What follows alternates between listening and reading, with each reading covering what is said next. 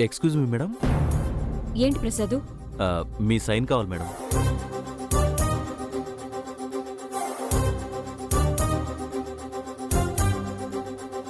Okay madam. Prasad madam, ఏంటి రామ్ సొంతంగా office పెడతా అంటున్నాడు? మీతో చెప్పాడా? లేదు, నీతో చెప్తుంటే విన్నాను.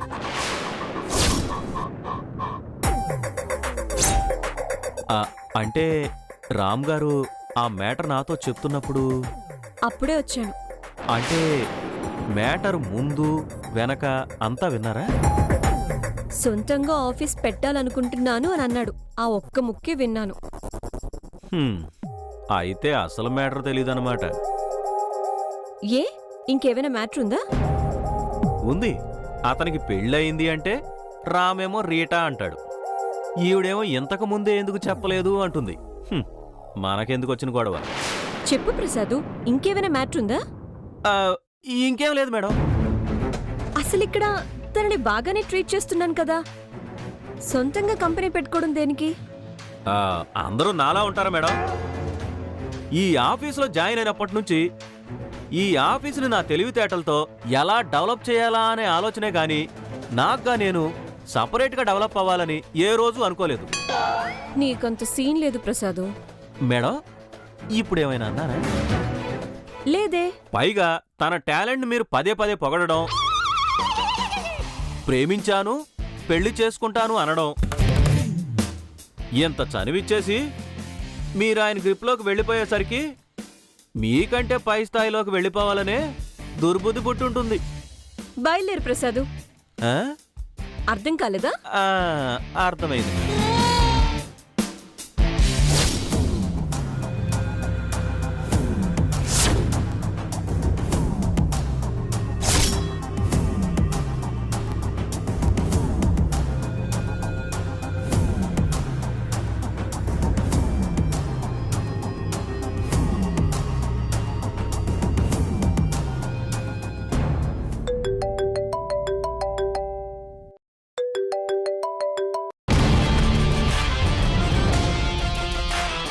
హలో.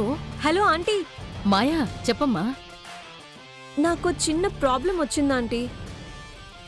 ఏ డెసిషన్ తీసుకోవాలో అర్థం కావట్లేదు. మీరైతే మంచి సజెషన్ ఇస్తారని కాల్ చేశాను. చెప్పమ్మా, ఏంటి ప్రాబ్లం? నేను చేసుకోబోయే ఆయన ఉన్నారు కదా, ఆయన సొంతంగా కంపెనీ స్టార్ట్ చేద్దాం అనుకుంటున్నారు. అవునా? మరి నువ్వేమనుకుంటున్నావు? ఏ అమ్మాయి అయినా తనకి కాబోయే భర్త మంచి పొజిషన్లో ఉండాలని, ఇండివిజువల్గా లైఫ్ లీడ్ చేయాలని అనుకుంటుంది కదా. నేను అలాగే అనుకుంటున్నాను. అంటే? అదే ఆంటీ, తను ఫండింగ్ అది వెతుక్కొని కంపెనీ స్టార్ట్ చేయడానికి కష్టాలు పడకుండా నేనే తనతో సొంతంగా కంపెనీ పెట్టిద్దామని డిసైడ్ అయ్యాను. మీరేమంటారు? అంటే అందరూ ఆడవాళ్లు చేసే తప్పే నువ్వు చెయ్యాలనుకుంటున్నావన్నమాట. అదేంటంటీ అలా అంటున్నారు? లేకపోతే ఏంటమ్మా, ఇప్పుడు నీ రేంజ్ వేరు, తన రేంజ్ వేరు. నువ్వు ఎండీ అయితే తను ఎంప్లాయ్. మీ ఇద్దరి మధ్య రేంజెస్లో తేడా ఉంది కాబట్టి నువ్వు ఏమన్నా తను యాక్సెప్ట్ చేస్తున్నాడు. అదే నువ్వు తనతో సొంతంగా కంపెనీ పెట్టిస్తే, అది డెవలప్ అయితే ఇప్పుడు నీకిస్తున్న గౌరవం అప్పుడిస్తాడంటావా?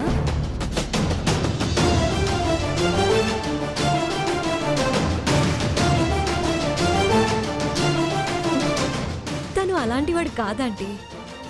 అయ్యో పిచ్చిమాయ, మగాళ్ళని నమ్మడం అంత తెలివి తక్కువ పని ఇంకొకటి లేదమ్మా. మన ఆడవాళ్ళు మగాళ్ళని నమ్మినట్టే నటించాలి, అంతేగాని గుడ్డిగా నమ్మకూడదు. ఎప్పుడూ మగాళ్ళని మనకంటే పైకి ఎదగనివ్వకూడదమ్మా. మన చెప్పు చేతల్లోనే ఉంచుకోవాలి, కొంగుకే ముడేసుకుని తిప్పుకోవాలి. అప్పుడే ఆడదాని జీవితం హ్యాపీగా ఉంటుంది. నేనలా మా ఆయన్ని కొంగుకు ముడేసుకోలేదు కాబట్టే ఇప్పుడు అనుభవిస్తున్నాను. అవునా ఆంటీ? అవునమ్మా. నా మాట అంటే అస్సలు మా ఆయన విలువే ఇవ్వరు. దాంతో నేను నాకు నచ్చినట్లు ఉండలేకపోయాను, నచ్చిన కోడల్ని తెచ్చుకోలేకపోయాను. మొత్తం లైఫే లాస్ అయిపోయాను. నేనైతే మంచి సలహా ఇస్తానని నమ్మకం పెట్టుకుని కాల్ చేసావు కాబట్టి నీ మీద అభిమానంతో, నా జీవితంలాగా నువ్వు ఇబ్బందులు పడకూడదనే ఉద్దేశంతో చెప్తున్నాను. తర్వాత నీ ఇష్టం. లేదంటీ, మీరన్నది కూడా ఒక విధంగా లాజిక్కే. సరే, మీరు చెప్పినట్లే అప్లై చేస్తాను. Thank you aunty. సరేమా.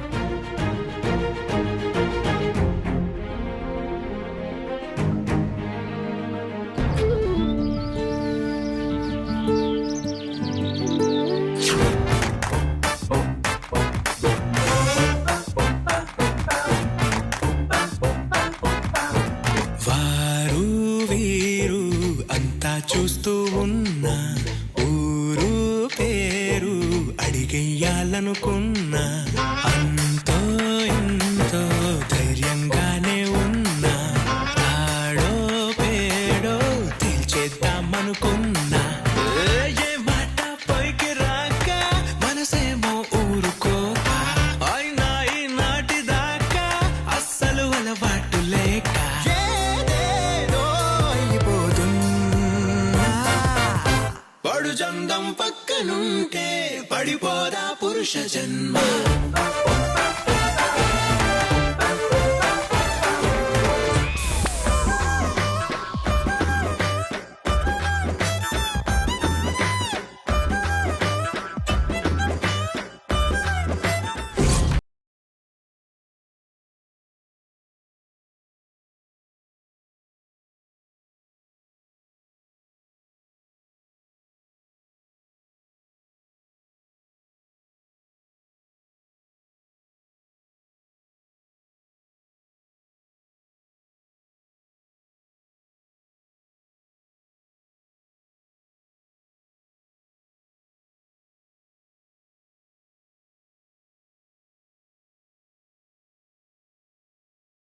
మేడం, మొక్కలు కొనటానికి వచ్చారా? అవునండి. ఇంటీరియర్ డిజైన్కి అయితే అటుపక్క ఉన్నాయి మేడం, ఆరోగ్యానికైతే ఇక్కడున్నాయి. శివా, బాబు శివా, ఇట్రా. సార్ వస్తున్నాను సార్.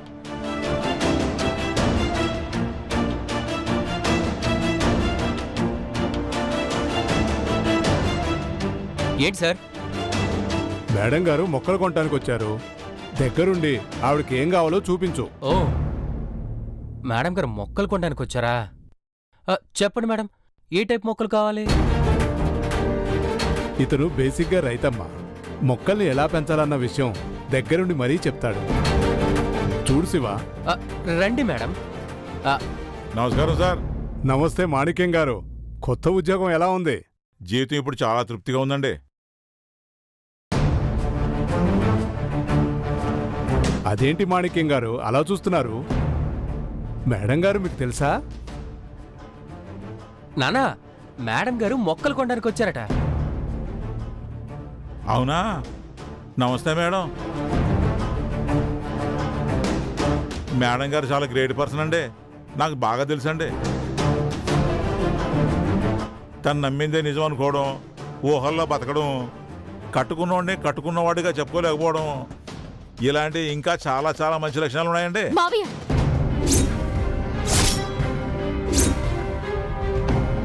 మావయ్య ఏంటి? ఈ పిల్ల నా కోడలండి, వీడికి పెళ్ళామండి, భోజనం తీసుకొచ్చిందండి. మరి శివెవరో తెలియనట్టు ప్రవర్తిస్తుంది. మా నాన్న చెప్పాడు కదా సార్, భ్రమంలో బతుకుతుందని. మీరు ఎదురే మేడం అనేసరికి మీ నర్సరీలో పనిచేసే పనివాడే నా భర్తని చెప్పుకోవడానికి సిగ్గుపడుతుంది. భర్తని చెప్పుకోలేనిది భార్య ఎలా అవుతుంది? ఇల్లాలు ఎలా అవుతుంది?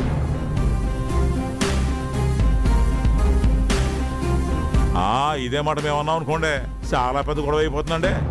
అమ్మా, నా కూతురు లాంటి దానివని చెప్తున్నాను. ఏ భార్య అయినా భర్త దగ్గర చూడాల్సింది అతని మనసును గాని చేసే పనిని కాదమ్మా. కోట్లు సంపాదించే దుర్మార్గుల కన్నా కూలి పని చేసి భార్యను గుండెల్లో పెట్టుకుని చూసుకునేవాడే గొప్పోడమ్మా. ఒక్కసారి ఆలోచించుకోమ్మా.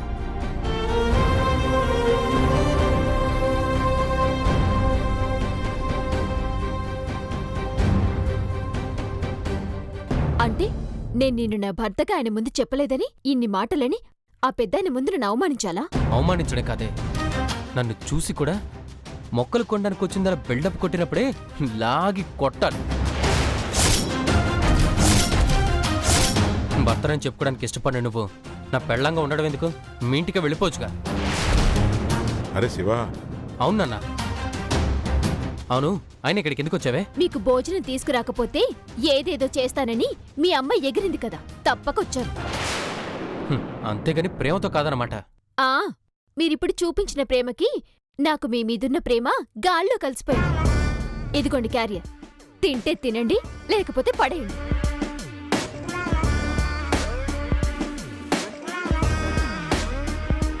ఇలా మాట్లాడితే బాధపడుతుంది కదరా. ప్రియ గురించి తెలిసిందే కదా నాన్న. రా మనం భోంచేద్దాం.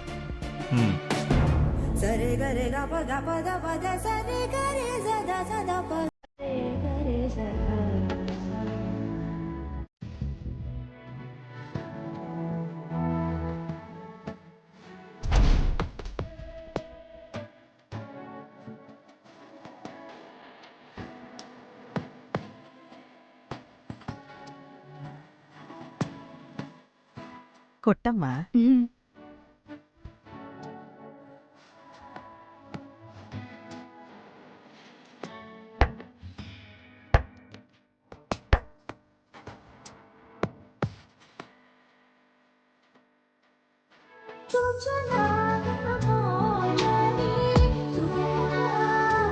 ఇదిగో నీకు దిష్టి తీయడానికి గుమ్మడికాయ తెచ్చాను. గుమ్మడికాయ ఎందుకన్నయ్యా? నీకు తెలియదమ్మా, నువ్వు ఎంత బాగా కొడతావో. అది చూసి అందరూ దిష్టి పెట్టరు. అవునమ్మా, కొందరి చూపు గురించి నీకు తెలియదులే. మా గీతమ్మ ఆ జాకెట్లవి ఎంత బాగా కుడుతుందనుకుంటున్నారు? ఊళ్ళో ఉన్నప్పుడు నా జాకెట్లన్నీ తన దగ్గరే కుట్టించుకునేదాన్ని. అంత బాగా కుడితే మేమందరం కూడా గీతగారి దగ్గరే కుట్టించుకుంటాం. చూడమ్మా, నువ్వు మొదలు పెట్టడమే లేటు. ఈ అపార్ట్మెంట్ ఏంటి, చుట్టుపక్కల అపార్ట్మెంట్ల వాళ్ళు కూడా నీ దగ్గర కుట్టించుకోవాల్సిందే. అమ్మా నువ్వు కొంచెం ముందురా, దిష్టి తీస్తాను. గుమ్మడికాయకి గుమ్మడికాయతో దిష్టి తీయడం అంటే ఇదే అనుకుంటా. ఊరుకోండి అత్తయ్య గారు, కోడల్ని అత్తమాను ఆట పడించడమే మీరు. నీకలా అర్థమైందా? తనకి బాగానే అర్థమైంది. నువ్వన్న మాటకి తన చెల్లెలు ఎక్కడ బాధపడుతుందోనని కవర్ చేసుకుంటున్నాడు కదా భాస్కరా? అదేం లేదండి పెద్ద అత్తయ్య గారు. ఏమన్నా కొంచెం కర్పూరం వెలిగించండి.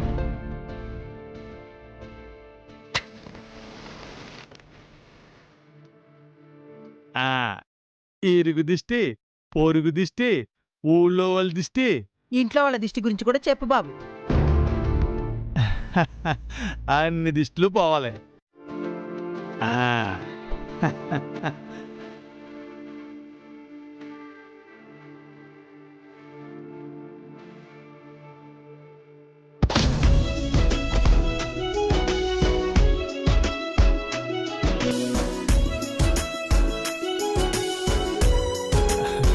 చూసావమ్మా గుమ్మడికాయ ఎంతలా పగిలిందో? ఈ లెక్క నీకు అప్పుడే ఎంత దిష్టి తగిలేసిందో. మరి మా నాగేశ్వరి చూపంటే ఏమనుకున్నా? అక్క, ప్రతి విషయంలో నా టాపిక్ తీస్తావు. ఏమైనా అంటే బాధపడ్డం, బ్యాగ్ తీసుకుని ఊరికి బయలుదేరిపోవడం అవసరమా? నేను బ్యాగ్తో బయలుదేరాలే ఉండవు, నువ్వు బయలుదేరడాలే ఉంటాయి. ఎలక్షన్ అవని తెలుస్తుంది. అవని గెలిచేదెవరో, బ్యాగ్ తీసుకుని బయలుదేరేదెవరో అప్పుడు తెలుస్తుంది. ఏంటండి పోటీలో మీరిద్దరే ఉన్నట్లు మీరిద్దరి గురించే మాట్లాడుకుంటున్నారు? ప్రెసిడెంట్ పోటీలో నేను కూడా ఉన్నాను. నీతో పోటీ. ఈ అపార్ట్మెంట్లో నీకున్న పోరికి నీ ఓటు తప్ప ఒక్కోటు కూడా పడదు. అవునమ్మా గీత, వచ్చినప్పటి నుంచి చూస్తున్నాను, ప్రియ కనిపించదే. అదా, జీవితంలో మొదటిసారిగా వాళ్ళ ఆయన పనిచేసే చోటుకి భోజనం తీసుకెళ్ళింది. అదిగో మాటల్లోనే వచ్చింది. ఏమ్మా ప్రియా, బాగున్నావా? ఉన్నాళ్లే, అప్పుడే మిషన్తో దిగబడిపోయావన్నమాట. దిగబడ్డం కాదు, పూజ కూడా అయింది. ఇంక మొదలు పెట్టడమే లేటు. అమ్మా గీత, ఒక్క నిమిషం.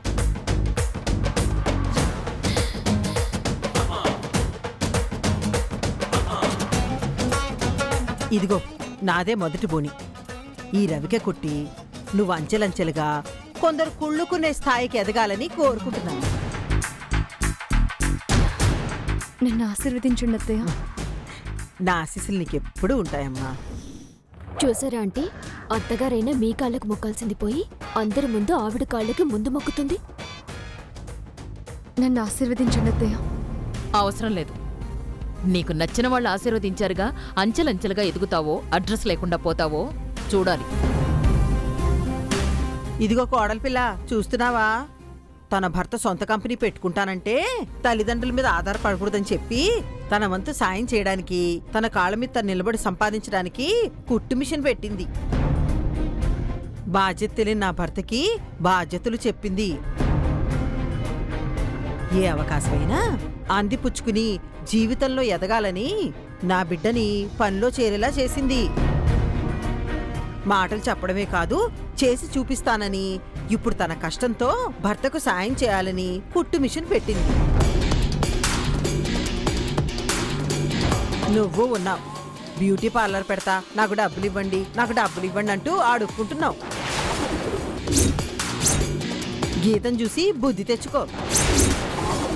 నీకు నిజంగా బ్యూటీ పార్లర్ పెట్టాలనుంటే నీ రెక్కల కష్టంతో సంపాదించి అప్పుడు పెట్టుకో. నువ్వు మొదలు పెట్టమ్మా. రామ్,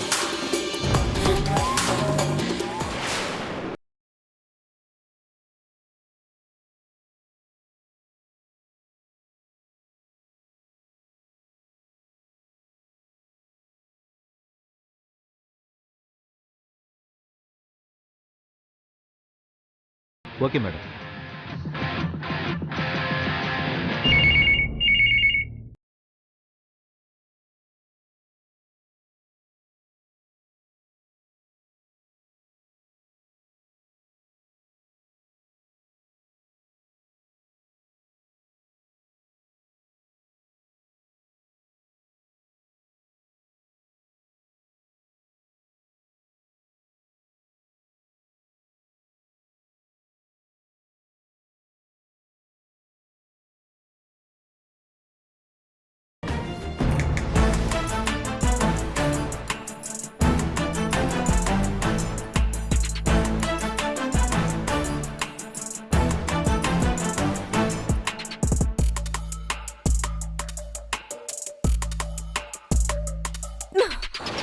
ఏమైంది రామ్ మీకు?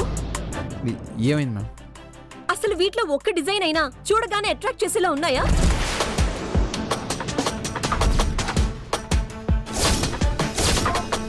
ఏం ప్రసాద్, నీకు ఒక్కటైనా నచ్చిందా?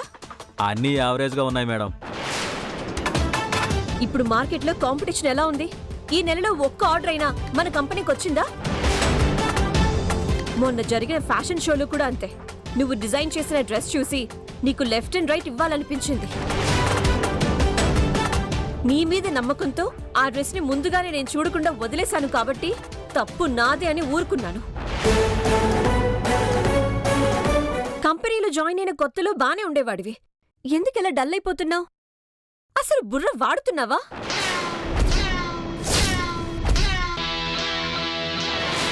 రీవర్క్ చేసుకొస్తాను మేడం.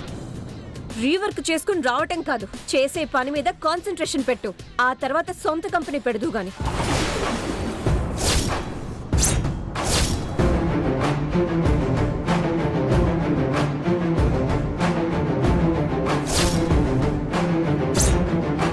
నేనేం చెప్పలేదు సార్. ప్రసాద్ చెప్తేనే ఏ విషయమైనా నాకు తెలుస్తుందనుకున్నావా? ఇంత పెద్ద ఆఫీస్ ని రన్ చేస్తున్నాను.